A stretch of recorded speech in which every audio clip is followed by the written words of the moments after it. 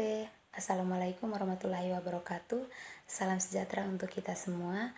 Perkenalkan, nama saya Silviana Takekula. Saya dari kelas Farmasi B semester 4. Baik, di sini saya akan menjelaskan mengenai proses koagulasi.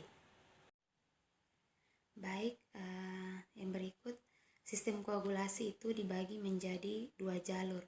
Yang pertama itu sistem koagulasi intrinsik dan yang kedua adalah sistem koagulasi ekstrinsik. Baik, yang pertama, sistem koagulasi intrinsik dimulai dengan adanya kolagen atau platelet yang aktif. Keberadaan dari kolagen atau platelet yang aktif ini yang akan mengaktifkan faktor-faktor.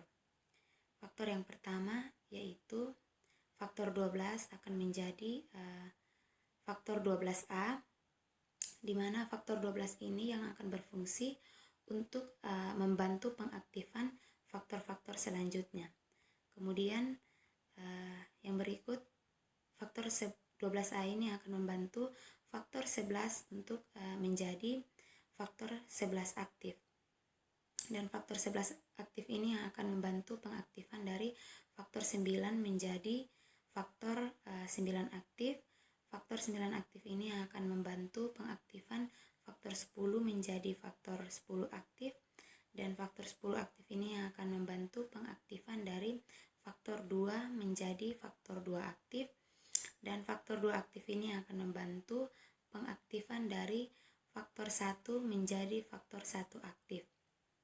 Nah, faktor 1 aktif ini dalam pembekuan darah, faktor 1 ini yang akan membentuk fibrin yang stabil. Kemudian karena di sini baru akan terbentuk kloat yang berasal dari platelet-platelet yang berkumpul atau bersatu karena adanya bantuan fibrin. Misalnya apabila pembuluh darah kita pecah atau terbuka, maka platelet-platelet yang kecil ini yang akan berkumpul atau akan melekat pada bagian pembuluh darah yang pecah atau terbuka, itu pun belum kuat, sehingga masih dibutuhkan faktor-faktor lain yang kuat.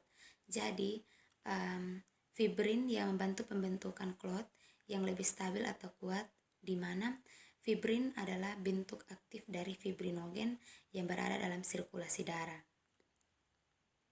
Kemudian yang berikut, sistem koagulasi yang penting atau yang paling utama dari sistem koagulasi intrinsik, yaitu dari faktor 2 sampai fibrin yang stabil, di mana faktor 2 itu merupakan protombin, kemudian faktor 2A itu merupakan trombin, faktor 1 merupakan fibrinogen yang berada dalam sirkulasi darah, dan fibrin itu merupakan faktor 1A itu merupakan fibrin. Trombin memiliki peran yang sangat penting karena ada faktor yang membutuhkan trombin untuk bisa aktif. Contohnya faktor 5 menjadi faktor 5A itu membantu pengaktifan faktor 2 atau protombin. Kemudian faktor 8 menjadi faktor 8A itu membantu pengaktifan faktor 10.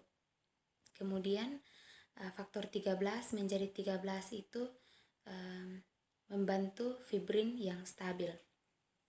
Di sini trombin berperan untuk mengaktifkan faktor-faktor seperti pada faktor 5, 8, dan 13. Jadi kalsium itu dibutuhkan untuk mengaktifkan faktor 9 menjadi 9A, dibutuhkan juga untuk mengaktifkan faktor 2 menjadi 2A, kemudian dibutuhkan juga untuk membentuk fibrin yang stabil. Jadi dari faktor-faktor ini merupakan bagian dari sistem koagulasi intrinsik.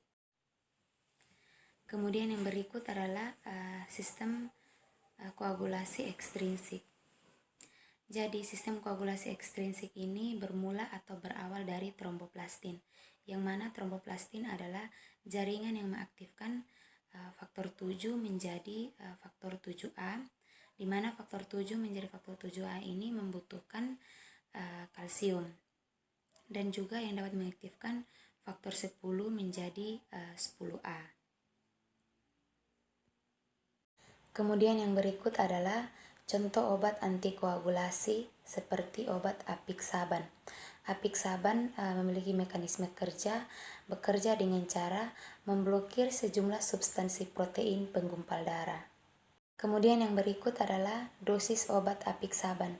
Dosis per oralnya itu 2,5 mg 2 kali sehari, diberikan 12-24 jam setelah operasi. Pengobatan dilakukan 10-14 hari untuk operasi pergantian lutut dan 32-38 hari untuk operasi penggantian pinggul. Kemudian yang berikut adalah efek samping dari obat apixaban, yaitu anemia, perdarahan, memar, mual, perdarahan melalui anus, perdarahan pada saluran pencernaan, perdarahan pada mata, darah dalam urin, dan hipotensi. Demikian hasil presentasi saya, kurang dan lebihnya saya mohon maaf. Assalamualaikum warahmatullahi wabarakatuh. Salve, salam sejahtera untuk kita semua. Terima kasih.